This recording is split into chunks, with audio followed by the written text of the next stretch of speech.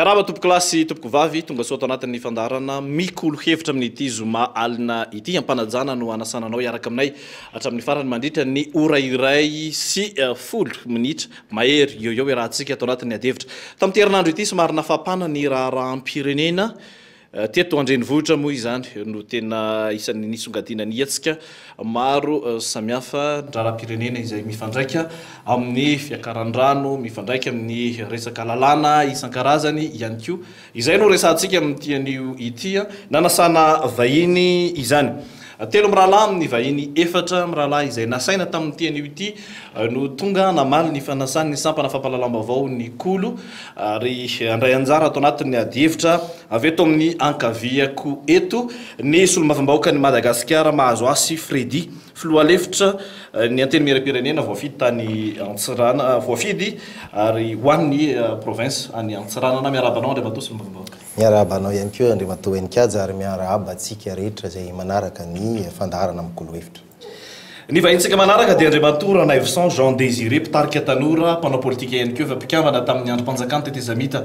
teo aloha tonga soa ato anatin'ny fandaharana to. Ya miarabanao Enikajy dia manamafy ny fiarabana nentin'ny filohalefitra ny anteny miram-pirenena teo ho atsika vahoaka izay manaraka an'izao fandaharana zao.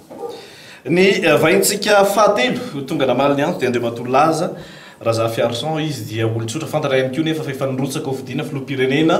tamin'ny fifidianana farany teo tonga soa Andriamatoa Laza Raza Fiarson. Miarabanao ihany Enikajy, miaraba izy amin'ny rahalahy ihany koa etsy andaniny miaraba ny vahoaka malagasy manaraka ny fandaharana amin'ny kolo hevitra ity ary misotra be dia be tsy amin'ny fandraisana fotsiny fa amin'ny fanasana eto amin'ny plateau misotra ataoko miaraba atsika rehetra.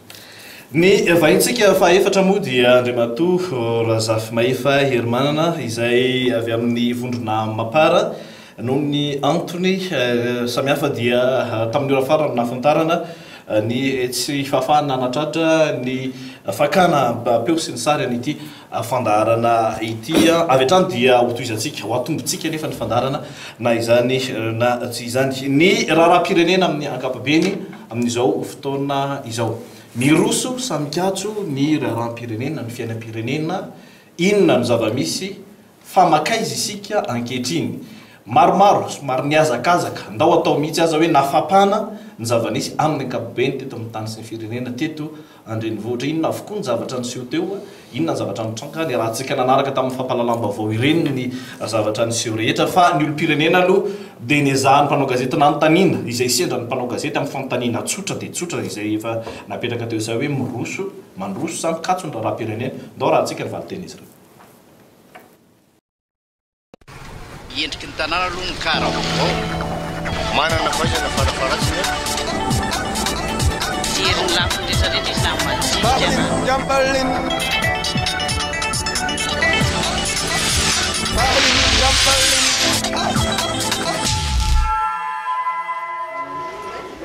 atao hoe mandeha to hita ihany hoe misy fampandrosoana kely efa ataon'le gouvernementa amin'ny lafiny iray koa ataoko hoe tsy mandeha satria tena hitako hoe tena fa mitotonana be mifarimpiainan'le malagasy raha tsy teny fotsiny efa tsy ny lalana sy ny fampianarana katso satria le vidim-piainana ambony loatra anareo zay mampikatso an'le izy tsy zaka vahoaka le izy mikatso tanteraka tsisy mandeha amin'lohan'ny daholo zany le izy ao ny tsy manaraka lalàna ao ny rehetrarehetra tsy dia laporte andra lahy loatra ngamba le mitondra firenena ny fahitako azy tena mikatso tanteraka aloha zany fitany raha ny hevitriko zany mbola tokony aloalohan'izao fotrany mbola ohatrany any amin'ny krizy ihany tsy karaha zao tsy hita misy ny lazana azy io hoe na mandroso na mikatso fa dia hitatsika io moa fipetrany izy io rahantsika mahita izy dia mbola tsy hay aloha milaza anazy hoe mandroso na tsy mandroso tsy eto tsy mikatrokatro any le izy tsy eto dia be dia be nyfahasahiranana be dia be amin'izao efa hita malalaka na dia ambotaiazy fotsiny ary dia efa hita hoe misy politika tsy mety hoe zay tena mikatso angamba ndra fahitako anazy tsy mandeha mihitsy ny raharaham-pirenena mikatso tsisy mandeha zavatra rehetrarehetra soka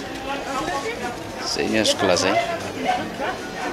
ny andro tsina satria tsy raha hoarina Antananarivo fotsiny zao tsisy zao lalana simba fifamoivoizana tsy mandeha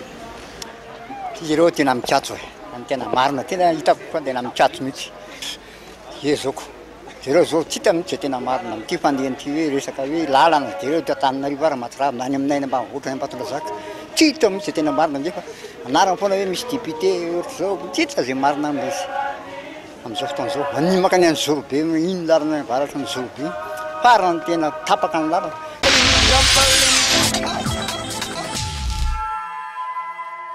Izay ny hevitry ny olom-pirenena teny rehetra teny vidim-piainana tsy fanarahan-dalàna fa sairanana misy fampandrosoana ihany fa kely ozy le ray aman-dreny nanomboka azy teo Andriamatoa mahazo asy Fredy raha apetraka aminao mivantana le fanontaniana mikatso sa mirosony raharam-pirenena amin'izao fotoana izao. Le izy angambany tsara apetraka ao anatina contexte kely ihany aloha ny resaka izay fanaovana. Ity fanontaniana ity raha za koa zany ametrahana azy dia miteny hoe afaka mandeha mafimafy no zao tsika. Na dia hoe ao anatiny zany hoe groupe parlementaire HVM zany tena dia tsy hoe midika hoe fanatika na sahala amin'izany fa natao ihany koa tondra ny hevitra izay tokony hoentina. Ka ny zavatra hita zany dia efa nisy antso izay natao amin'ireny mpiara-mombonantoka iraisam-pirenena satria misy situation d'urgence izay misy ary tsy zao ihany le situation d'urgence fa situation izay niainantsika rehefa nivoaka avy any amin'ny krisitsika izay naharitra 5 taona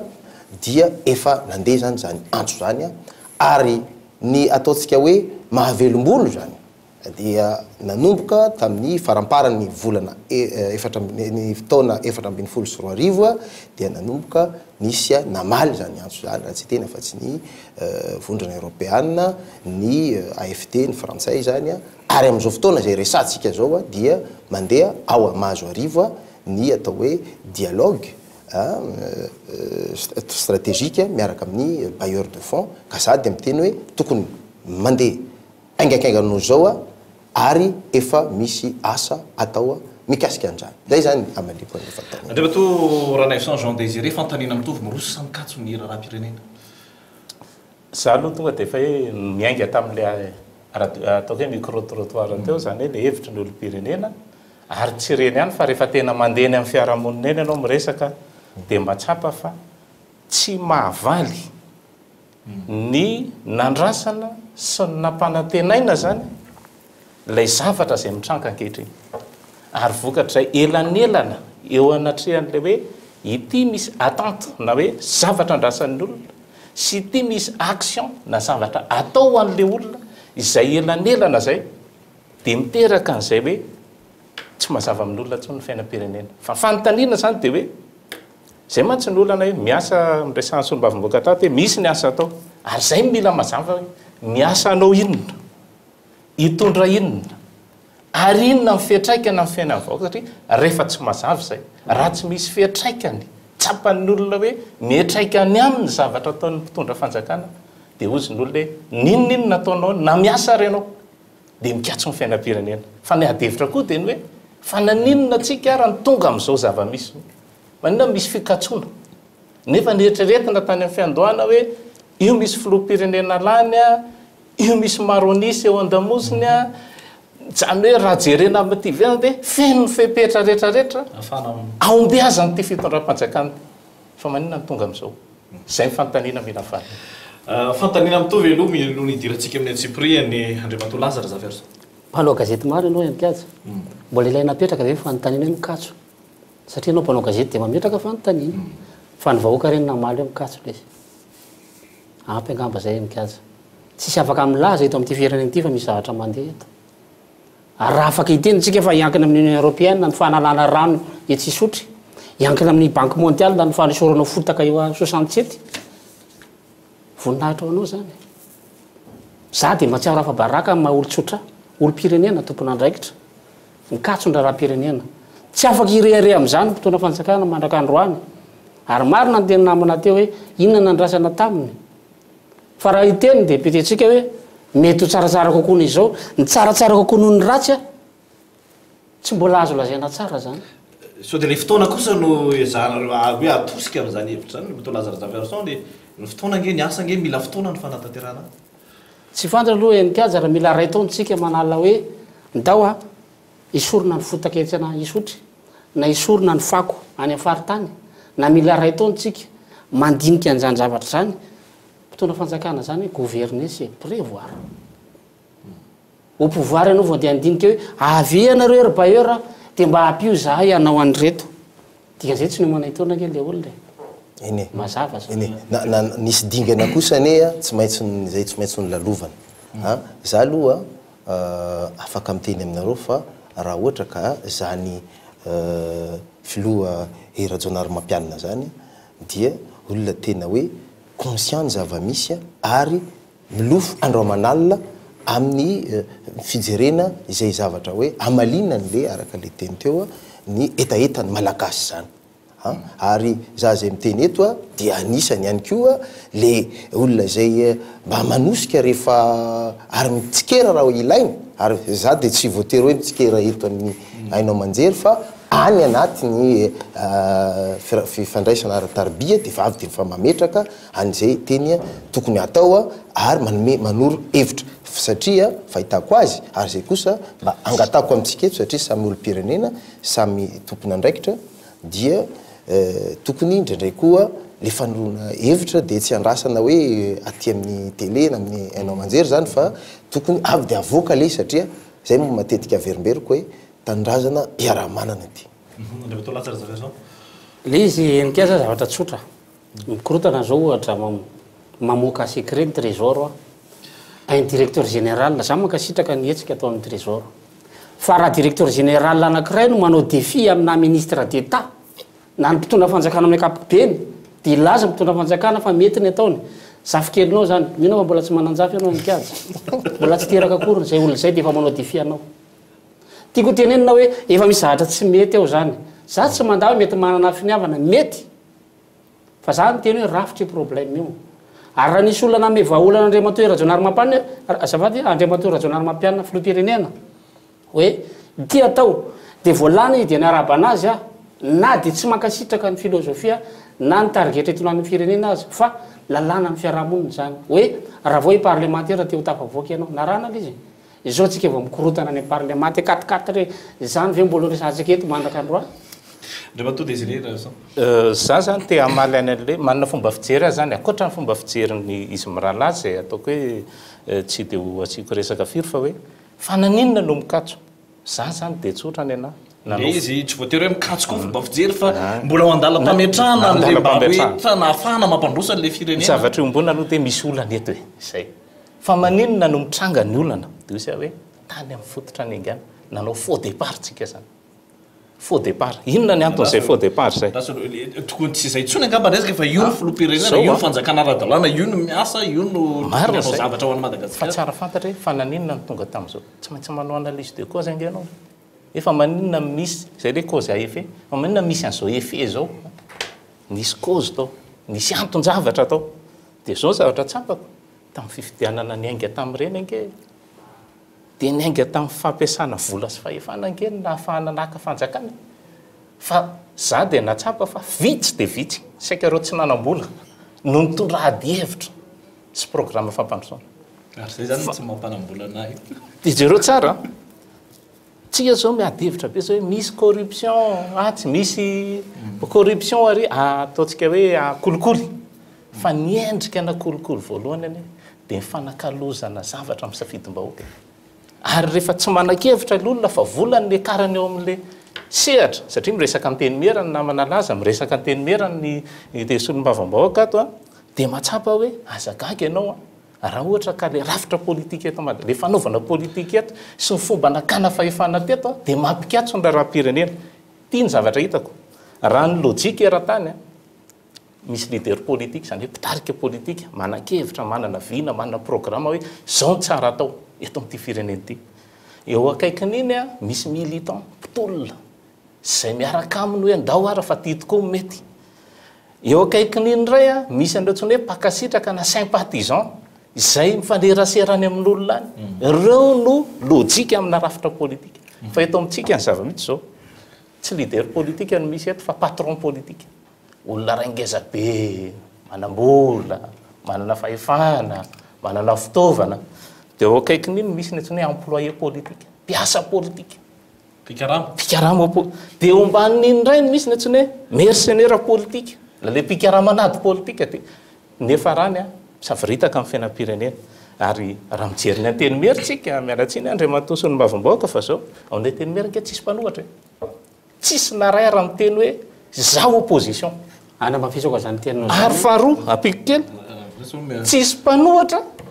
nefa sahirana amin'ny fanjakana mitady majorité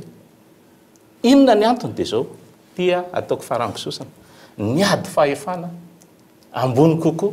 no niady amin'ny fampandrosoana eto amin'ny firenena ny zava-misy eto amin'ny firenena amin'izao fotoana izao no resantsika ao anatin'izay rehetra zay fototra somary ny resahany namanarana visan Jean Désiré teo Andriamatoa sy ny mavomboaka ya ny zavatra tsara ho fatarina koa aloha raha ohatra ka mijery an'le radio trottoir le micro trottoir nataonareo teo dia tsy fantatro na ho azara ny nanaovana reny tena ho azara sendra ny mpanao gazety no anontaniana eny an-tsena mihitsy no atao izy reny matetika fa dia io zany a misy ezaka na objectivité manko le tiako resahana eto le tsy fiandanina satria raha miresaka ohatra zao tsika dia tokony misy an'izay ezaka zay ary za moa misaotra ny namana Zafiarson hoe niarahaba Andriamatoa Filoha tamin'ny fotoan'androny satria tokony avoaka ihany koa zany na dia samy manana hoe ligne éditoriale zany ny anao manjery rehetrarehetra dia tokony misy ao anatin'ny etika ny journalisme zany tokony samy miezaka mamoaka ihany koa ny zavatra misy ny ezaka zay atao sao dia zay ihany koa ny lalana mety hatafitantsika an'ity firenena ity zany marina fa tsikeraina ny mety ataontsika hoe ny indro kely ny mpandrafitra fa kosa mba tokony mba avoaka ihany koa hoe zao avy ny ezaka izay misy izay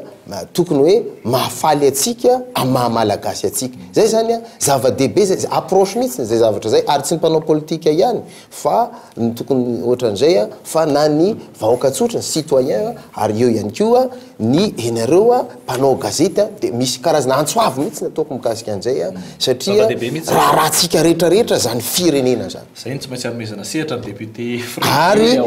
ary teneniko aminareo fa tsika zao rehefa miresaka ny assemblée nationale ohatra dia zavatra hitatsika dia hoe ny resaka 4-4 fa maninona tsy resahana ihany koa fa zany assemblée nationale zany no namoaka tamin'ny fotoan'androny plan de relance économique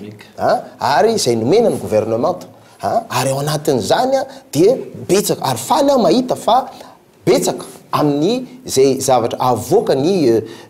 tao anatin'le PGE politique générale de l'État ny voany présenté Andriamatoa premier ministre teo dia misy fijerena akaiky an'le tolokevitra zay natao anatin'izay moa zany dia ny fijerena akaiky ireo zay niaramboina na amin'ny lafiny économique na amin'ny lafiny maha-olombelona tamin'ny 2009 raha nampitaina mihitsy aza tamin'ny hoe ny tsikerana azo ny PGE ny premier ministre Cool Roger ny PGE farany teo tena nakasitrahan'ny olona kokoa zany raha ny zava-nisy teny anivy ny fiarahamonina teny Andriamatoa Lazare Zafiarson normal ke zany kiatsy efa ratsy vely teo dia mbola tsy hayaka lesona ihany indray fa raha tsaratsara par rapport amin'ny ratso tsy nidika hoe tsara fa azany ratso no alay tahaka ka hoe efa tsaratsara ty manoloana le ratso teo nazonao zéro teo dia niakatrain dia iverinao fa mahazo moe na fampanadinana zany ndana zéro le fiainam-bahoaka zavatra tsotra kely nge zany ary ny olana dia tsy mihaino le mpitondra fa tsy Lazare Zafiarson reny nge no miteny eto enikazy firy anareo mpanao gazety no miteny io zao miteny trésor dia angina ve fanjakana hoe tapiana aloha ny sofina fa zay zany efa fanao eto dia ny pratika hatramin'izay ihany natao ny 10 taona io avoaka ny trésor io ihany mbola very mitondra fanjakana mandraka androany dia itenitsika efa isy fiovana ve eto dia iteny ny CT tamin'ny andro titezamita hoe aveza le fototra azadino fa tompony andraikitra ty firenena tsika manina raha mandonda tabatra ny directeur général anankiray hoe tsy mety ary tovizako amin'izay domiko ty latabatra ty tsy mety fitondra fanjakana io tsy ohatran'izao ny atao mitondra fanjakana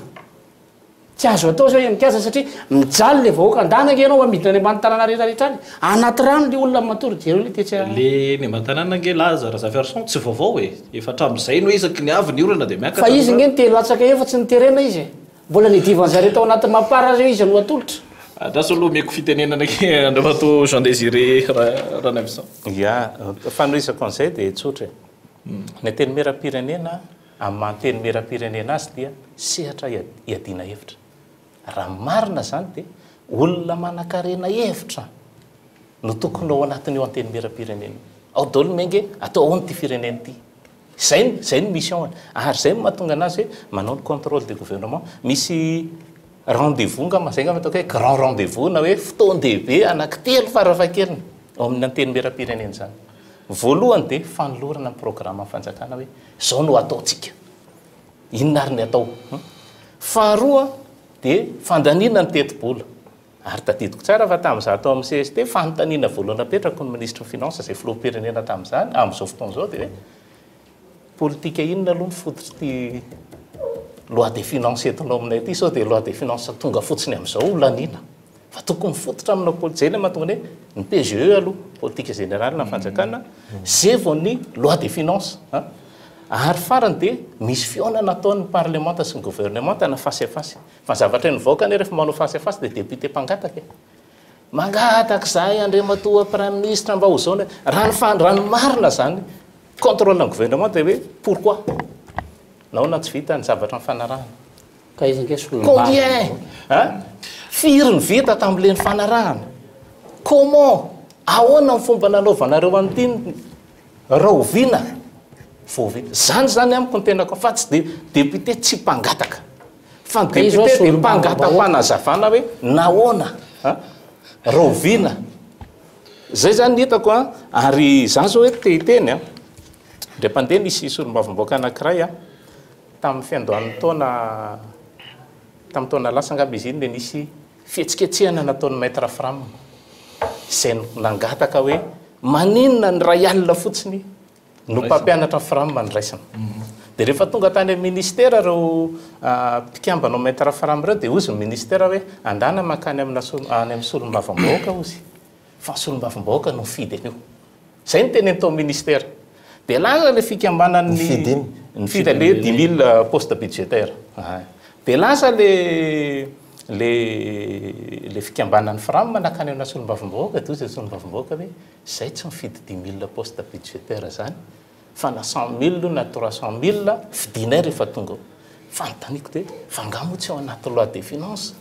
ao anaty teti-bola mpanjakana any fisokafana poste budgétaire nanangatanana le solombavam-bahoaka tsy mahafantatra akory fa ao anatin'ny zavatra nanangana ny tanana lay poste budgétaire ray alina. Miainga amin'izay zava-misy ange zany. Anontany kely ny député mahazo Asy Fredia hoe député mpangataka ohatran'ny tsindrina Andriamatoa Ranavison Jean Désiré teo fa io ihany koa ny raha vu de l'esprit aloha le hoe député mpangataka izy nanambarany zay ny raha ny trésor izay mahavoatontona ihany koa ny ministre mpanjakana amin'izao fotoana zao. Inona tokoa ny azo ambara amin'ireny ianao moa anatin'ny groupe parlementaire azo fianarana. Ministre mpanjakana zany dia fantatritsika tsara fa concerné ihany koa izy amin'izany resaka zay resantsika zany hoe ahoana ny fiainan'ny vahoaka ohatra hoe eto Antananarivo sy amin'ny faritra betabe eto Madagasikara zay ao anatin'ny fahasahiranana noho ny intempérie zany noho ny faratsiny andro faratsiny toetrandro dia misy azo adiny fa ao anatin'le migérer n'le hoe plan d'urgence présidentielle ity ministre d'État ty ary ao anatina déblocage d'urgence zany io ataon'io io moa zany afaka asina débat ihany koa hoe le resaka hoe légalité fa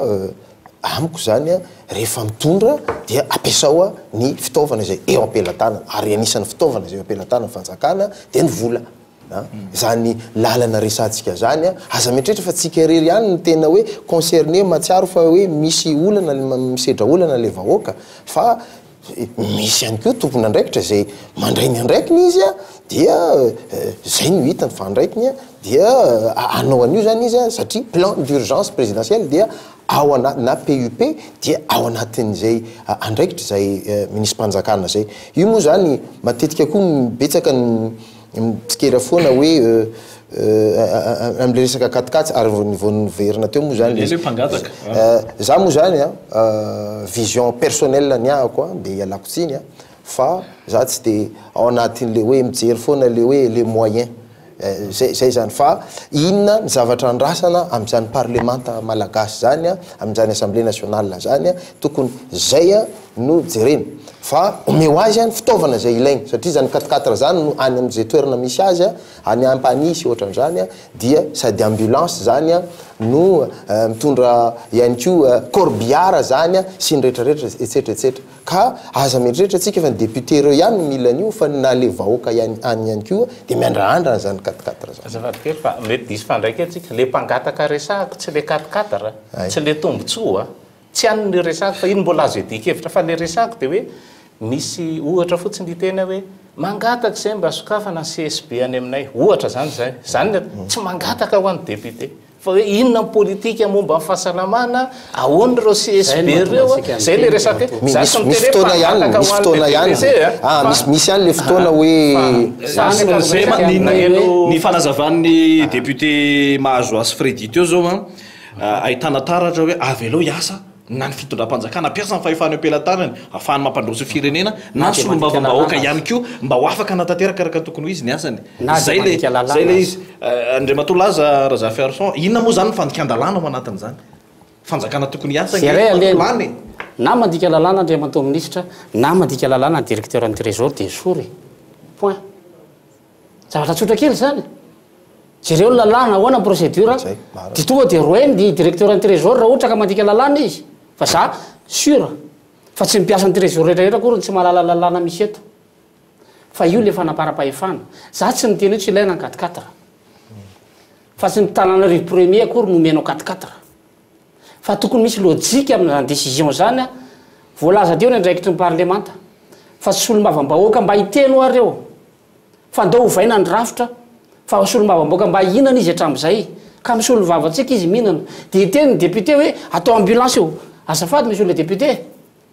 misy tompony andraikitra fahasalamana tompoko any azo mena 4x4 raha mitady azany ambulance zany ny olona tsara mandalo any ampany ihany ianao dia ameo 4x4 ary ny responsable amin'ny fahasalamana any fa za tsy hoe mbola zavy any ambatondra zaka dia io no route nationale 44 dia fantatro le fijaliana mila 4x4 tompoko ny député amin'ireny toerana reny fa sy ny Antananarivo 5 no menao 4x4 rehetra Ambohidratrimo ohatra eny zay indray aloha tiako tenenina zany misy lojika le fandraisana décision fa tsy zay natao teo andritry ny 50 taona no mbola verina indray zay nge mahatokana amin'ny teny hoe mbola fanapara-pahefana indray a le hoe ampiasa ny fahefanay zay a ary vola dia eo anatin'ny fahefanay tsy tompoko tsy anareo vola fa nivoaka malagasy fa mivoaka malagasy nono voafitaka nanamita tena koa za tsy mitatana vola za tsy détenteurna budget mivoaka malagasy koa dia tompona andraikitra ary ty teneko foana tenikajy na iza koa azy za manaiky manao aveo mivoaka malagasy hoe diso a fa mbola tsy ampiny andraikitra andraisiko fa na ianao koa azy nanaiko no vidina nanakalo vola mivatonao tany misy ambatan'olona tany a tompona andraikitra anao izany tsy nanaiky fa tokony hovaina calendrier scolaire teto fa hoy izy n'olona hoe aleo aloha monsieur laza zay tady vola fa fantatra fa mariny ho anao io fa aleo aloha ty misy vola ty no toanana any anaty rano daholo ny zanakitsika zao satsy any dia zany responsable rery dia andriamatoa jonary mampiana tsy fiarovako ny filoham-pirenena fa tsy responsable rery amin'izany izy sady tsy izy ny olonako tsy ny minisy mpanjakana ny olana fa rafitra ho ahy problème io efa niteny zany andritra fotoana teteza mitaray manontolo a tsy andriamatora Joel a andriamatora Valimana problème eto andriamatora Tsiraka teto sika ny onafara andriamatora Ianikajy niteny taminao hoe tsy teny tsony azany raha mbola mety indray rehefa ampevahana ataony FFKM aiza le izy zao gouverner sy prévoir dia teny député hoe miroso mandeha malakilaky kokoa io non tazomiko ty teniko ty raha mandeha malakilaky kokoa io ka mivay problème io aza saina tsony hoe Ianikajy fa tsy ilaina nitenenao keto fa mirediredy fa technicienne ho any tena ary ny tena zany nge sy efa fia dysfonctionnement de l'administration théoriquement zany a tsisy zavatra mandeha ao adala ve sy efa fi manapaizana ka iza ny tolotra ataonareo atoloro koa efa nanome vahaolana resaka rahatsika manana ne le firenena zany zay le vahaolana nomeko hoe rafitra ho amin'ny problème eto dia inona zany ny rafitra vaovao zay tianao hoe mba natolotra ao zany ohatra raha ohatra ka tsy nahainao na mihitsy anao hatram'izay dia averiko vetivety azafady Ianikajy fa nangataka teto amin'ity firenena ty hoe avereno ny fifidianana any amin'ny base any amin'ny fokotany a ka mitedava olo-kendry sy am-pokotany isolotena ny fokon'olona dia miakatra makany amin'ny commune mandefa solotena dia izay vao tena mahasolo vavany vahoaka fa tsy district anankiray ianao fa monsieur le député dia afaka hiteny fa matetin'ny district misy ianao na omena 4-4 razy tsy possible zany tsy mahagaga amin'ny filoham-pirenena raha mampiasa ny mpanao politika raha mampiasa hélicoptère ao anatin'ny propagande satria fantany angefa tsy voatetiny Madagasikara dia centralisation effective ho an'ny vahaolana ary profony zany ao anaty loi de finance tsy misy décentralisation effective ao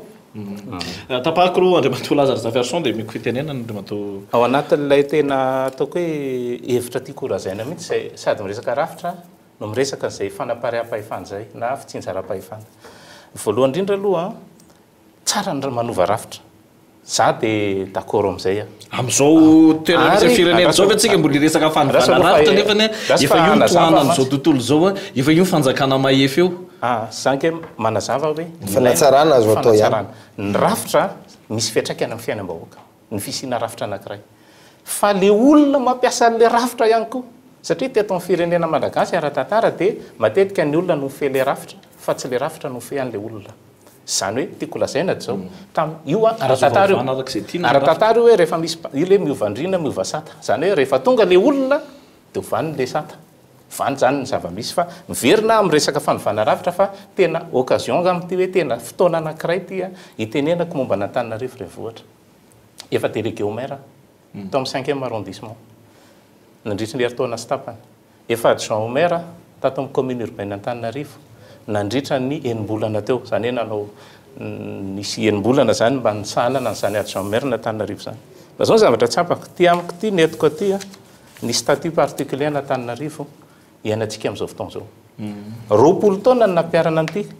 tamin'ny tenako tao anatin'io commune io dia tena mifampitadiavana inona moa zany statut particulier n'Antananarivo zany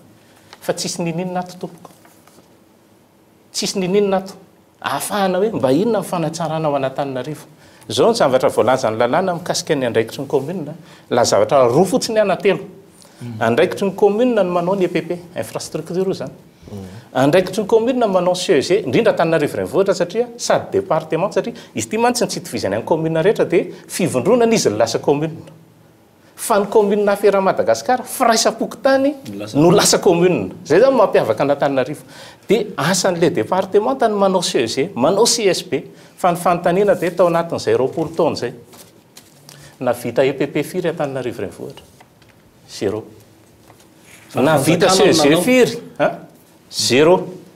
na vita bibliotèque firy mbola io municipal eo Analakely io foana bibliotèquetsika raha resaka kolotsaina zany hoe le rafitra teto Antananarivo zany dia rafitra nanakenda amin'ny fandrosoana satria miantona ry ambony ary loatra ny fahefana rehetrarehetra ary zay no natonga ny teny hoe problème eto ange dia zao hoe ady fahefana mandeha alohan'ny ady amin'ny fampandrosoana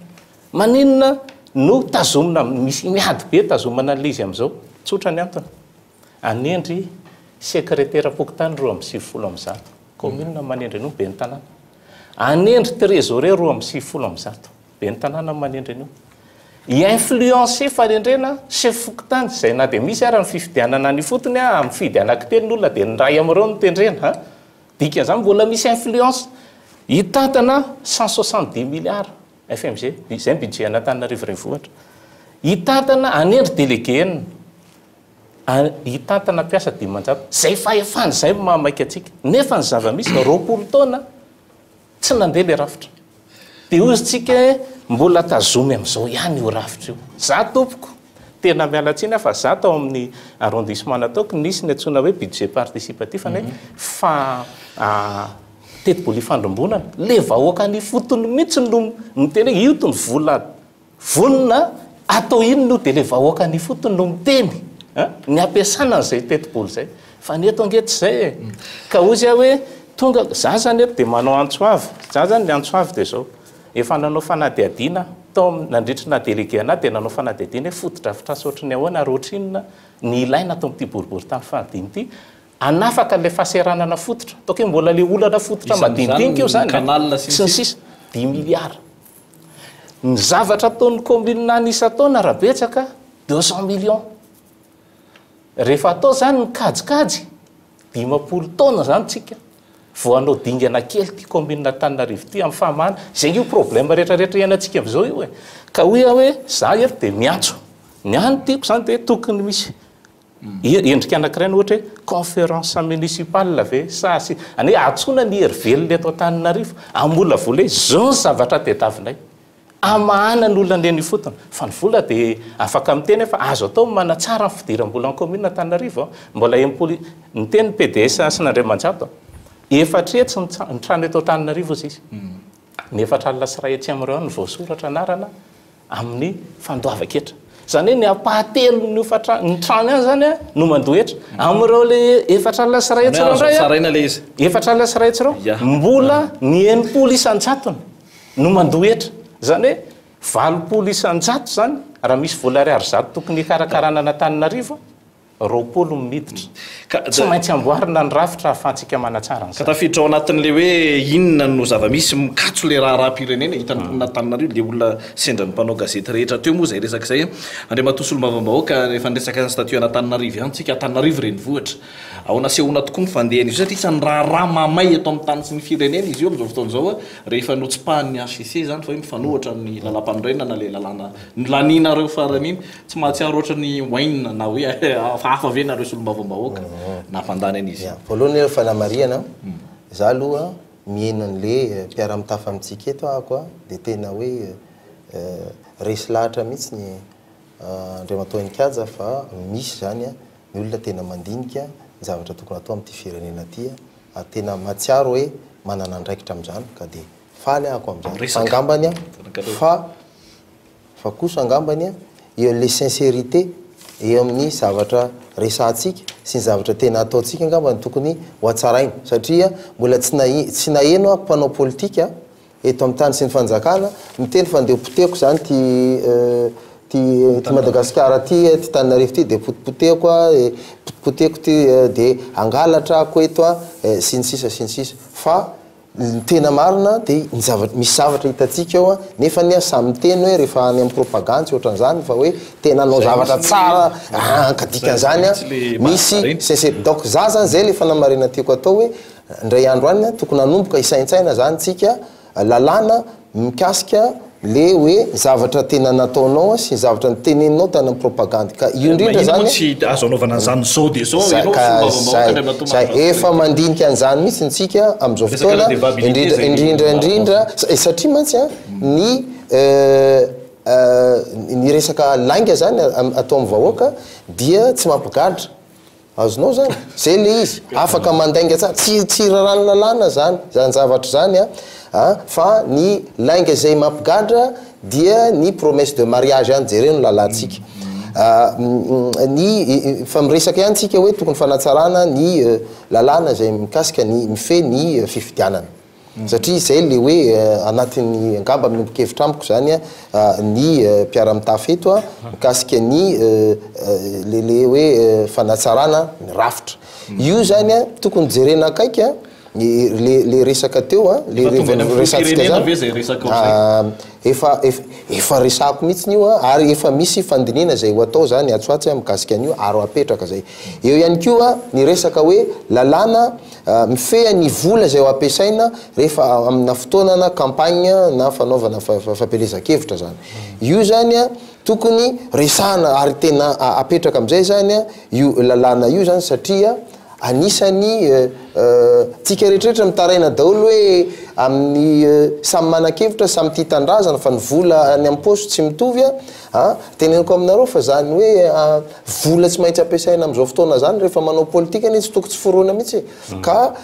lasa tsy mipetraka tsara zany le démocratie zany amin'izay fotoana zay satria olona tompony andraikitra zao samy mifaninana samy olo-pirenena ny atsy ny paosy tsy mitovy dia lasa tsy mitovy zany ny chance zany ahafana hoe tena mitady an'le olona zay tokony amin'le toerana ampitsahivitra zavatra zay satria efa hiditra anatina période électorale ndray tsika amin'ity communal izay fampiresahana eto farany tompoko satria ny fantaninao teo dia mifantoka bebe kokoa tamin'ny statut ny statut particulier ny Antananarivo na sata manokana nisy fantanina moko teo hoe mipetraka tsara ve ny décentralisation sy ohatran'izany za de miteny hoe ny lalàna vao ny fidina mikasika ny fitizara-pahefana dia mamaly an'izay fanontaniana zay satria petraka mazava tsara fa ny ristorina amresaka ristorina zany a dia mipetraka any amin'ny commune izay mamokatra anreny vokatra reny zany a ny efapolo ndraindray 10 isanjato ny ristorina izay produit tao zany any amin'ny commune d'origine zany a dia manome chance ny commune izay tena mamokatra eto amin'ny tany sy ny fanjakana ary mitondra ny responsable na commune isan'isany avy a tena hoe ilofo zany ifaninana mba ho isy activité ara-toekarena bebe kokoa zany ao am'le toerana zay misy azy Tananarivo io zany a sata manokana io a dia fahitako azy a ezaka manokana zay mamaly an'le ny olana zay napetraky ngai Ranefsona teo hoe fa hoe inona ny impact ny zany hoe au niveau ny quartier mihitsy tena misy gestion de proximité zany tokony apetraka zany amin'ny tanàn-dehibe sahala am'izao zay ny mahatonga ny hoe resy lahatra ako am'le le sata manokana teo io moa misy mety misy voambolana any zay tokony amboarina sahala am'zany fa le esprit le izy a dia za de fa niteny mihitsy ny hoe mety aminay any antsiranana koa zany zavatra zany hoe zany sata manokana zany hoe mba atao départ inona moa ty izy mba atao arrondissement zany Joffreville zany zany Ramena zany de mato lazara za verso inona ny critère amaritana fa sata manokana ny commune anankiray fa ny théorie générale de l'état ho any tsy hain'ny fanjakana alohany amaritana atao hoe commune district na cercle na arrondissement na province misy ny atao hoe théorie générale de l'état ary misy critère efatra amaritana an'izany fa tsy hoe te aoazoko le commune anankiray teo amin'ny fifidianana dia zao ny itondrako azy fa monotenange zany amikaza fa za misuggéré ny HVM alao zany aloha ministre ny intérieur raha namolavola lalàna nefa ny refusé ny HCC tokony tonga saina mpitondra fanjakana hoe izahay samy lohany za raha miteny rafitra eto tsy microsystème fa macrosystème matoa fanohitra ny HCC sy ny androm-panjakana parlementaire ministère koa anatin'izany crise institutionnelle zany na tiana na tsy tiana tsy hoatsy mazava zany a fa tsy ara-dalàna io a lalàna napetraka hitantanana Antananarivo io fa nisy fin politique na targetra politique ao anatin'le izy za tsy saotra ny HCC satria mbola miverina amin'ny article 54 raha fa maninona lazay ny HCC fa nipahay lalàna milaza androany hoe mapara manendry prime ministre rapitsy olona hafa manendry prime ministre disondray zany zay lalàna zay dia ahoana ny mifahako milaza fa tena honnête ny HCC ray manontolo ka itena nareo hoe asina lalàna hitsarana zay mandaingy aiza notre cour de justice ary raha misy zany mpitsara tsy voabaiko ve fa petraka ny lalàna mikasika zay na inona lalàna monsieur le député apetraka ao eo ka tsy miovy macrosystème io dia mbola nitsaka an'io lalàna io ihany tahaka ny atao mpitondra zao ny mpitondra rehetra ho avy ao ary tahaka ny nataony HCC iny ihany natao notre cour de justice dia ho libre ihany le député nanampanatena laingy ary izy hoe ao fa dia ataoko goudron ny lalàna makany an-tranonareo dikan'izay a tsisy ninona mety eto raha vao tsy miova le système telo averiko système politique structure économique ary organisation sociale ka ianao zany ve miteny hoe tsisy ninina azo atao tsony zao fa ny olo-pireneny reny hoe mikatso le izy anova rafitra dia iverina ikorotana sa hidina an-dalambe ndray dia ananimba firenena safidy ny firenena rehefa marary a ny olona anankiray enikaja dia misafidy ianao na mandidy an'le olona raha tena marary tokoa izy na ho tazatazaninao io izy mba miandro chance ianao mba mety ho velona ihany le olona fa za mampirisika amin'ny firenena vakio le fery vakio le izy vakio le problème fa problème fananatany fototry ny eto Madagasikara ny adiny malagasy taloha 1800 mbola mipetraky problème manao kota etnique io anaty gouvernement ray zay mbola mipetraka ny problème fananatany amin'ny Frantsa sy Madagasikara propriété coloniale misy eto fa tsy mbola propriété ny république ny Madagasikara dikan'izay mbola tsy hetsika io tany io miodina eo zany resaka io mandraka androany dikan'izay a mila mamaky an'io filoam-pirenena ary tsy fampiavana-pirenena amin'ny alalan'ny mpitondra fivavahana fotsiny fa izy no manetry tena mahafaty ve amin'ny maray-pianakaviana anao raha za ray-pianakaviana enikajy ka fantatra fa tsy milamina ny tokantrano koa dia zany maka initiative inona problème mako raha mametraka an'izy 5 mirahalahy 4 mirahalahy 5 mirahalahy nitondra firenena teo aloha hoe toloro saina ary zareo ndao nareo ataoko conseiller dia ndao nareo mpanolo-tsaina ndao tsika ifampitantana hoe mamasina dia atao le izy fa tsy indray no mananganady amin'le olona teo alohany a tahaka ny nataony tamin'ny mapara tahaka ny ataony ambovany sasasany a amiko zany a tsy mivonona hitondra firenena zany olona zany fa io ihany kaja ianao ngamba zao 30 taona fa entre 25 et 30 ans ny olona dia manana défi hoe zany mahay azy noho izany a mbola amin'izany stade zany ve mimpitondra atsika mila fanetretena zany mitondra firenena zany tsy misy mavita ny rery za tsy mavita ny rery zany sady tsy anao ny rery a za mila engagement voaka malagasy hoe andehsika hoavotana io dahoary ary tsy laza raha zafiarso no tambatambazina hoe hitondra na hanery ny olona hoe ity misy t-shirt dia ndao afidio tsy zany io lalana io fa ianao responsable koa ianao vahoaka ny mpanao gazety responsable citoyen responsable antadiavina eto raha samby leo zay ka ahoana zany mahakasika an'ity zava-misy atao firenena ity e zavatra te hanampikely ankatra amin'le décentralisation teo a zay no nahatonga ny teny hoe rano marina dia tokony miainga aty amin'ilay olona mihitsy a ny fandrafetana an'ilay sata ary tao amin'ny Carleton nge nisy ataoko hoe consultation moa filaza azy fakakevitra nataon'ny ministera ny antitany a ary momba nyity sata ty ho an'ny tamin'ny mpanao politika tao ny tenako ary anisan'ny teny tamin'ny tompona raikitry ministera ministra moa efa tsy teo tamin'izay fa ataoko hoe ny staff ny teo dozy hoe problème nito lalàna anareo ty nge lalàna latsaka avy any ambony fa tsy lalàna mivoaka avy aty amin'le fototra misy olona ananana traika efa betabe momba n'Antananarivo eto ary mbola any reo olona député nge eo tokony diadihevitra amin'ny antsipriany any amin'ny atiny le lalàna mihitsy matonale izy anisan'ny candidat député ny tenako tao boribory tany fadimy te Antananarivo renivohitra ary raha mifahatadidiavako azy tsy fantatra aloha ny hafa fa za rery angamba ny teny hoe tokony diniana dian'izao ny sata manokana Antananarivo sta amin'ny gazety ty tanindrazana zay natao alahionina mihitsy hoe anolotra sata roa zay no nyteny an'izay sy ny candidat teto hoe tokony diniana dian'izao zany hoe tokony miainga ny fotony io fa rehefa miainga ny fotony hoe ny rehetra miara-mamola vola azy a mandeha io resaka décentralisation marina tokoa fa misy le lalàna fa io moa tonga amin'ny fiteneny hoe la décentralisation ça ne se décrète pas aux enfants tsy hoe misy texte fotsiny ao dia andeha io fa finaivana politika koa zany tena ngeza-be ao anatiny amin'izao fotoana zao a tsara fantatry ny olona fa ny loha raha mbola eto amin'ny firenena ataoko hoe volam-bahoaka zany dia ny 5.70 isanjato any tantan'ny gouvernement te ny ray faingo 5 isanjato ny tantan'ny faritra ary ny 3 faingo 5 isanjato ny tantan'ny commune na 500 ny aza ny fanontaniako amin'ny gouvernement dia io 5 isanjato ve ny aza ny zava-dehibe amiko tsy le namena ny loharam-bola zao fa mba ataontsika 10 ve io ary ataontsika 10 ve sa ajanona 5 amin'io le lalàna vaovao ve firisan-jato zany ny amin'le ataoko hoe loharam-bola eto amin'ny firenena mba tonga ny faritra nefa ny olana dia zao reny any akaikin'ny olona reny tena takian'ny olona zavatra tanareo zay atao Antananarivo miady amin'ny sefokotany ny akamaroan'ny olona tsy manao inona zay fokotany nge tsy manana teti-bola zay le pouvoir de proximité zay ny arrondissement nge tsy manana teti-bola fa ny arrondissement rehefa tenenay mbola tsisy aloha tadidiko tsara fa tamin'iza délégué au maire nitady ciment anankitelo ciment telo alaina any amin'ny commune urbaine naovana foziny commune mbola tsisy aloha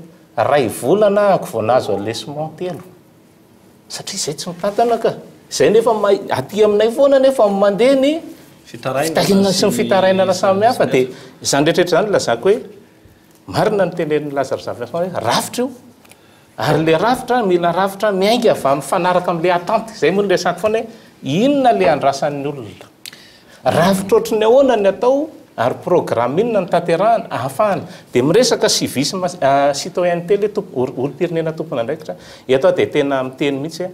taloha ny fifidianana présidentielle tamina fahitalavitra anankiray dia niteny mihitsy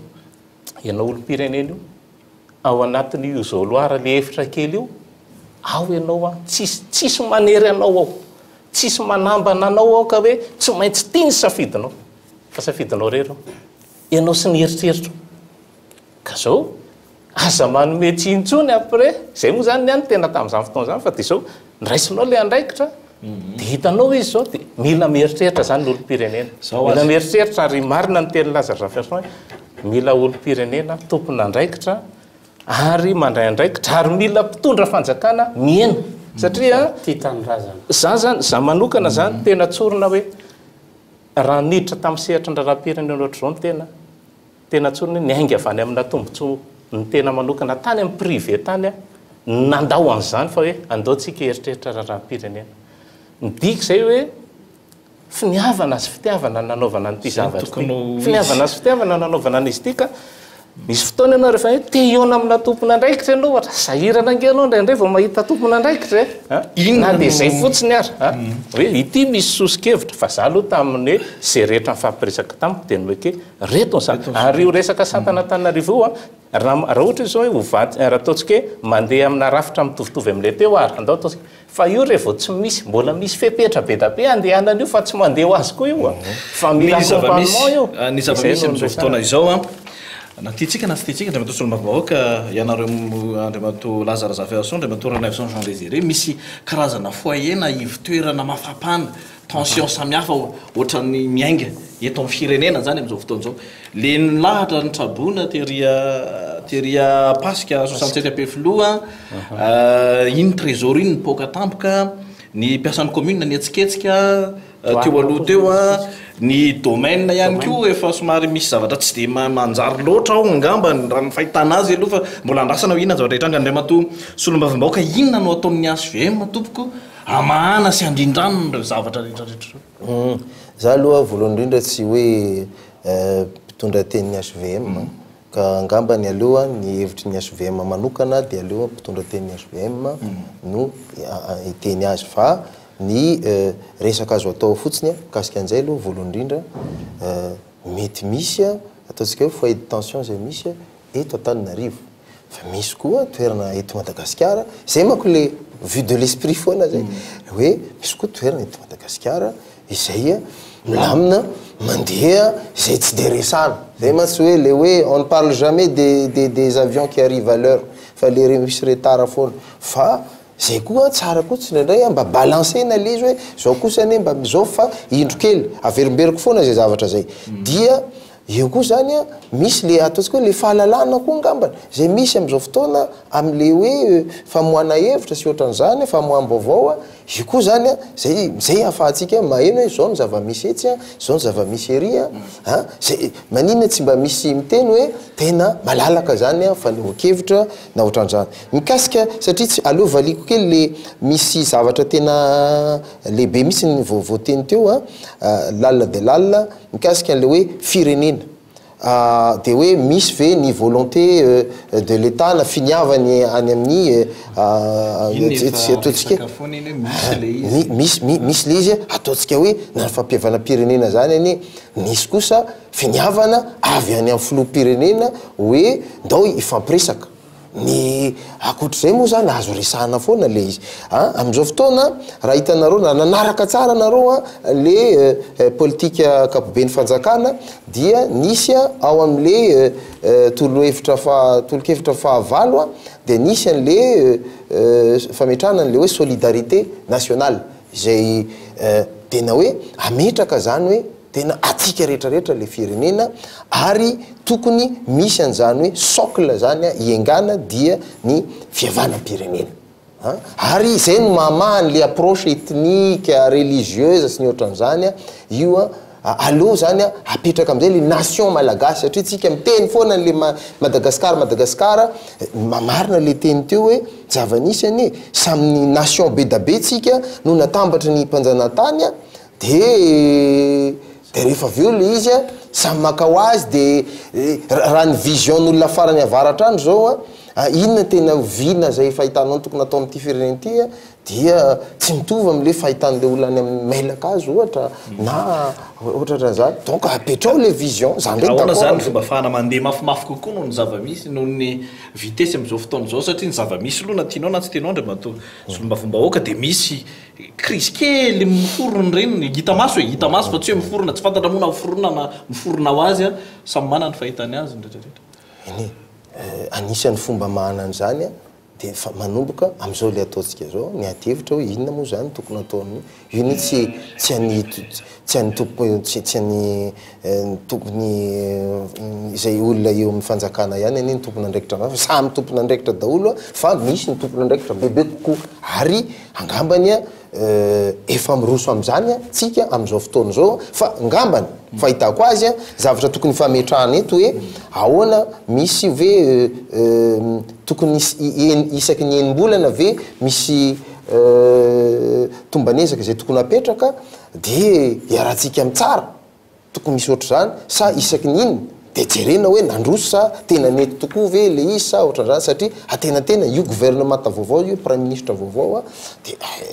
jerentsika ny olona mantsy hoe sao dia verihery taona sanatriny zany zay ny adevitra apetraka ndra mato laza alifenikaza rakotambanatsoa rehefa antena ty hoe rafitra manaiky aloha zareo rafitra ny vahaolana amin'ny rafitra dia tsy misy afa-tsy ny mise à jour ny intelligence collective zany hoe io fiarahamonina mihitsy lasa problème amintsika am'tian'izao vahaolana zany le nambarany député teo hoe misy isaky ny enimbolana ohatra mila miona lavitra be zany enikatsa fa tsotra kely io tsotra kely io praticien miteny anao am'izany fa safidy fotsiny mitondra fanjakana hoe tiako atao mise à jour ny conscience collective sy ny intelligence collective zany hoe ny vahoaka ray manontsyrovatenany le vahoaka mila matsiaro tena dia vao ny hainao manjery zavatra simple kely zany avy alohany fa hainao manjery rehetra isokatra ary andeha national daholo ny télévision fa raha tikolo tv ty zao ajevitra zao ny hen'olona any deko hen'olona any fa tsy andalo canal saty ka andoavam-bola dia mino maromariny ianao fa atakatra ny olona hoe ity ny mariny dia ity ny diso miakatra aloha zany ny intelligence collective noho ny hainao manjery sokafo zany hainao manjery tsy miandrem-bolana zany décret rapide zany dia vita raha mahainao anamy filoam-pirenena zao faharoa raha vao miakatra ny intelligence collective satria mila mise à jour zay intelligence collective zay dia zay tsika vao miroso amina plan national hoe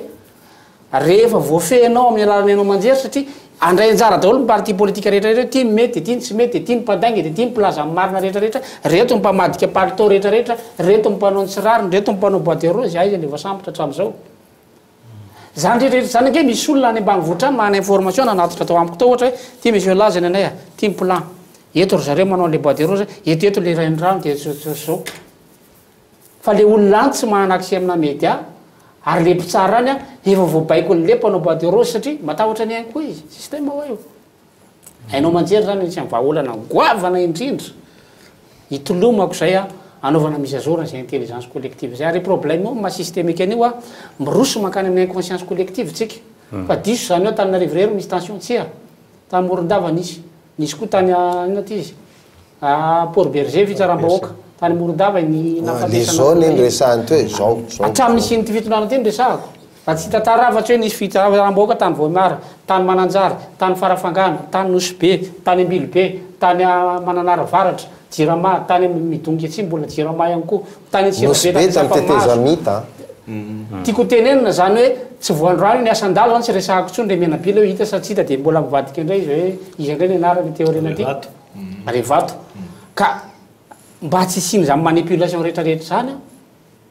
dia ny mpilo-pirenena mila ma-initiative hoe tsy vitako rery ty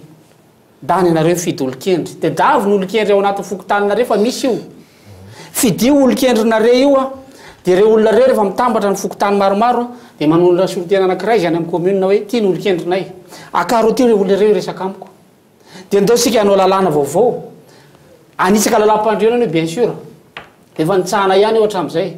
fa raha manisaka lalam-pandrenana io ka ovainao calendrier scolaire satria teny ray aman-dreny avy any hoe mijaly ray aman-dreny zanaka ihany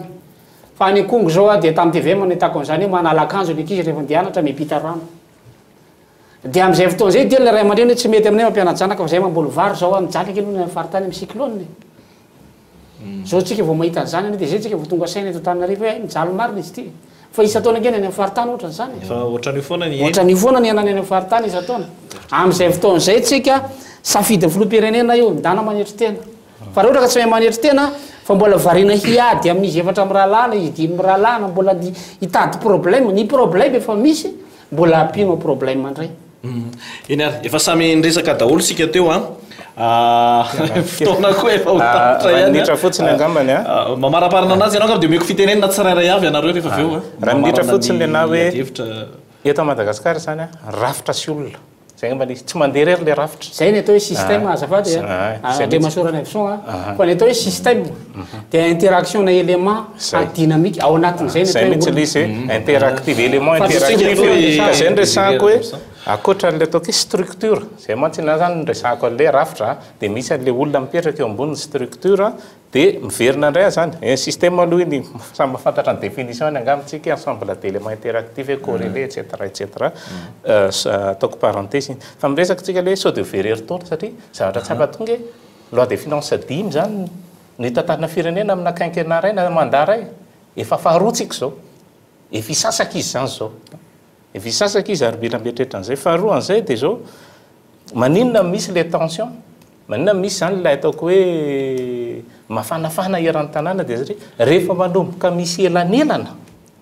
ny mpitondra fanjakana sy zany rehefa manomboka tsy misy adhésion amin'ilay zavatra atao mpitondra fanjakana voaka ary zay zany ny tena tokony asa ataon'ny fitondra fanjakana dia ahoana ny angalana ny be sy maro hiassocié amin'io zavatra io tsy amin'ny alalan'tena hoe ao anatiny izy ao anatiny izy omena ndraikitra izy alaina ny heviny ohatran'izao ataontsika zao ary zany isan'ny matetika moa mandefa hevitra amin'ireny tambajotra serasera dia vao angamba ataoko hoe efatrandro sady miandra no miteny hoe tokony efa débat contradictoire efa tena ady hevitra na ohatran'izao ataontsika zao fa tsy le hoe olona ray fotsiny re le olona ray dia se tia maintimainty be dia tonga le n'olona ray fotsifotsy be fa hoe araka ny teny teo hoe rehefa mandeha le ady hevitra ohatr' zao dia manomboka mijery ny olona hoe zay le intelligence collective angamba ny tiany laza tongavana hoe ay atoato zany le tena tokony hitondrana ny tera raha ty ka zay amiko ny hoe efa tonga angamba amin'ny fotoana tena efa tena ady hevitra no tokony voizina ahitana ny fotony hoe inona ny tokony atao an'ity fireneny ity zay angamba ny ataoko hoe akapobeany fa fampihavanana mbola tena débat de fond ngamba fandarana ray indray zay ngamba inona ary no maika amin'izao fotoana zao inona ny maika inona ny zavatra ilain'ny olona tena tsy maintsy atao amin'izao fotoana zao inona no ataony ny fitondram-panjakana mamala an'izay ngamba andre mato solomavambahoaka dia miteny tsirairay avy ianareo telo rahalahy rehefa aveo mamarina ny fandarana maika angambany dia mamaly foana an'le urgence tena misy amin'izao fotoana angambany efa ho hitatsika afaka efa hitatsika ihany nanomboka le resaka ary ho hitatsika fa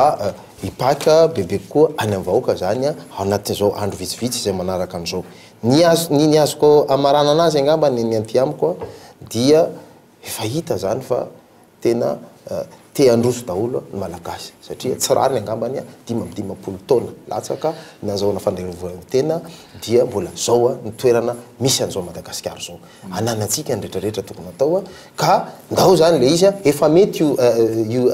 lalàna mikasika ny décentralisation io satria misy loaranombola ao izay ahafahany tsirairay any amin'ny faritra mampandroso ny tena fa le izy fotsiny ndao ifanaraka hoe avy aloha malalaka iny angamba ny arahantsika manaiky iny tsy mila hoe décrété na le izy fa io vahoaka rehetra avy amin'ny faritra rehetrarehetra eto Madagasikara dia vonona ny androso tsy misy olona te hipetraka anatina trano falafa zany mandra-pahafatiny teneniko aminao zay Andriamatoa-Nikajy ary za dia efa valy ny trano falafa eny ary fantanina farany mipetraka amintsika rehetra hamarina azy manomboka azy angamba ianao Andriamatoa Désiré Ranevson Andriamatoa Lazare Zaverson dia mamarana azy ianao Andriamatoa Solomavambahoaka avy eo ny resaka tany tandalana sy ny fananahan-dalàna eto amin'ny firenena amin'izao fotoana izao reny rehetrarehetra reny miainga avy amin'ny fanadihadiana nataonay mpanao gazety ifanontaniko ity reny zavatra mafampany reny hatrany Morondava hatrany avaratra atsimo atsinanany nosy hatramin'ny eto Antananarivo dia saika miresaka hatrany ny olona hoe manao zay tiany ataony mpitondra tsy misy tany-tandalàna eto zay tena fanadihadianay mpanao gazety zay ary ny olona rehetra tsy manao zay tiany atao tsisy lalàna ntsony eto mahatsaro tsy misy miaro anay reny ny hevitry ny olo-pirenena hoe mikatso ny raha-pirenena Andriamatoa Jean Désiré Ranevson aiza ho aiza ny fahitanao any resaka hoe tantandalàna mamarana azy ianao fandraisanao fitenenana amin'ny farany ty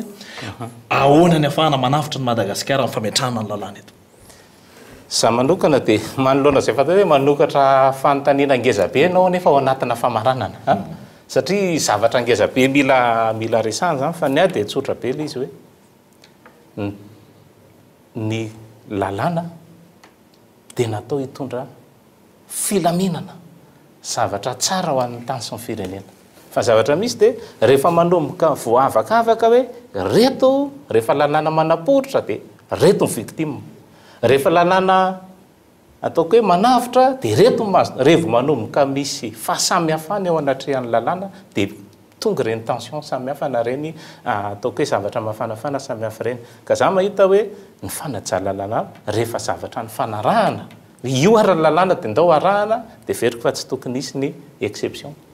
fa ny olona rehetra teo amban'izay avokoa ny exception zay amin'izao fotoana izao no mahatonga ny olana raha ny filatsana misy olona ambony lalàna misy olona misy adevitra be ny amin'izao fotoana izao zay teniko hoe le fantanina farina apetraka ao tsy voavalo 2 minitra fa adevitra ohatran'izay fotoana nataontsika izay angambany fa dia hoe tantandalàna olona tompona andraikitra rafitra manakaiky ny vahoaka rafitra mamaly ny zavatra andrasan'ny vahoaka ny azany tena zay foana hoe inona reny andrasan'ny vahoaka malagasy ary tsy tokony miandro fotsiny fa inona koa le antsara andraikitry ny vahoaka ao anatin'izay dia ny azany tena miainga amin'izay mila révolution tsika ary révolution citoyenne zay dia tafontsika malagasy Andriamatolaza Razafiarso tany tandalàna enikaza fa averiko ndray ty fanontaniana ty na dia matezitra ny hafa azy ny adala avy ao ny mora mahazo fitondrana sa ny fitondrana ny mora malasa adala dia ny valiny hoe na mahay mamendra tahaka n'inona aza ho any akoho rehefa sendra safa sola afaka ihany diso io lalàna io dikan'izany tsy misy olona mahay mitondra Madagasikara amin'io lalàna io fa tsy hoe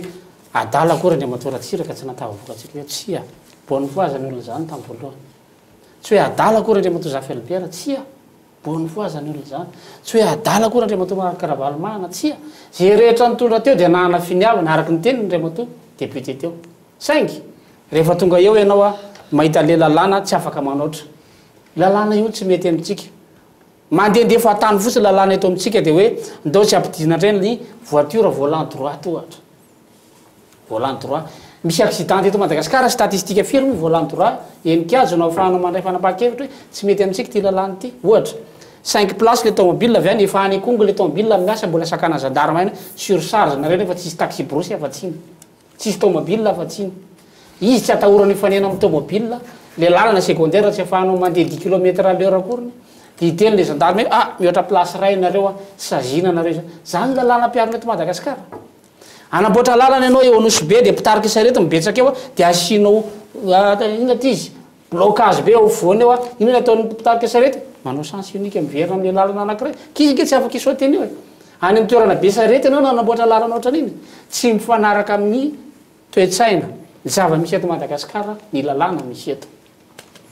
zay fe noho izany tsy afaka anovan'io tsika raha tsy hoe ndao anova rafitra fa zay ny antin'le rafitra hoe ndao ovana le rafitra fa tsy hoe androany ianareo tsy maintsy manao cravaty daholo chauffeur taxi be dia rehefa ampana le tomobile avoaka avy eo short ny anaova miaraka amin'ny cravaty tsy mifanaraka amin'ny ilain'ny fiarahamonina malagasy ny lalàna misy eto fa tsika tsy afaka manofinofy ary mbola zany no ampiasain'ny député zany ny ampiasain'ny ministre rehetrarehetra ity nangatahako koa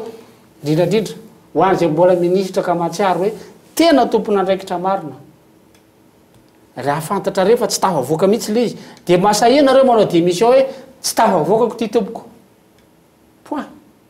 masahina reo manao démission fa technician ianao tonga eo tsy mahana fahefana ianao ohatra na anendry ny staffinao aza fa misy fitsindry aloka avy any hoe ianao ianona manendry ny conseillerko raha za aloha technician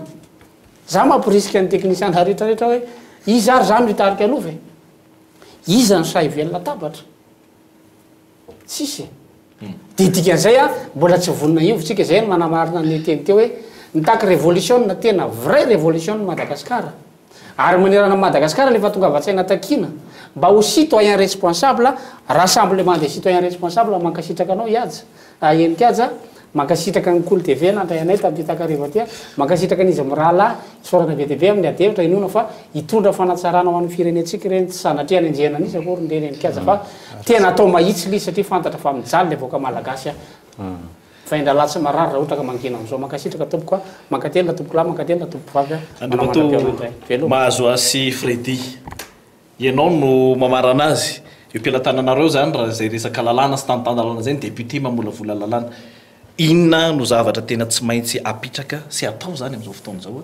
mba tena hivaingana tokoa ny vokatra ny fampiarana ny lalàna fa tsisy elanelana araka ny nambarany Ndriamatoa Désiré Ranaivoson teo na hoe ho lavitra zay amin'ny zava-misy araka ny nambarany Ndriamatoa Lazara Zafiarson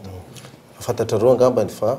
ny député marina manao lalàna ary manara-maso ny fanajana lalàna fa zao zany le izy io ny fahitako azy le fametrahana ny tany-tandalàna ady amin'ny kolikoly ny fianovana eo amin'ny lafiny ara économique ireo rehetrarehetra reo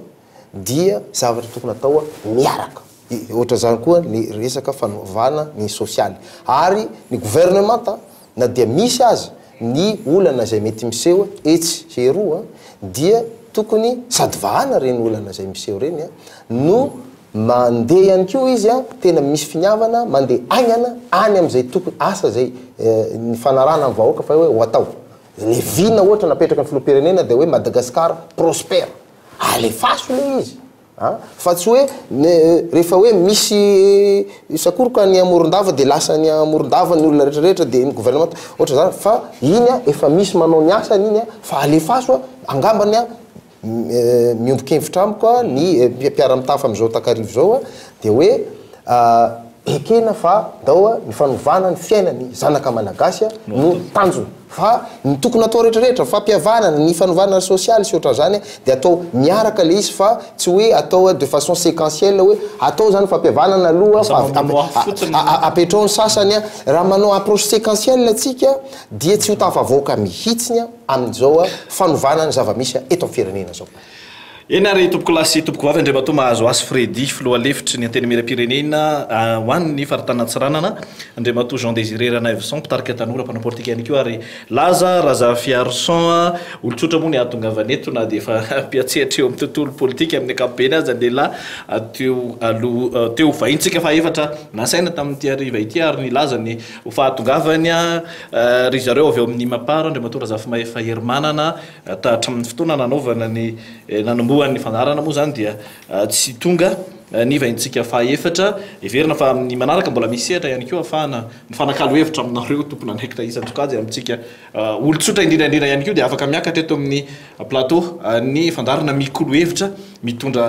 fanazavana mitondra hevitra miady hevitra ihany koa satria natao hifampitaizana ao anatin'ny fahasamihafakevitra hitadiavana vahaolana ho an'ny firenena ny fandarana mikolo hevitra ary tsy mialonjafy izany rehetra izany fa afahana mivoy miresaka ny foronan-kevitra sy ny karazana sosikevitra maro samihafa ho an'ny tanindrazana tompoko lasy tompoko vavy mametraka ny manam-pitafa ho amin'ny heriny indray veloma tompoko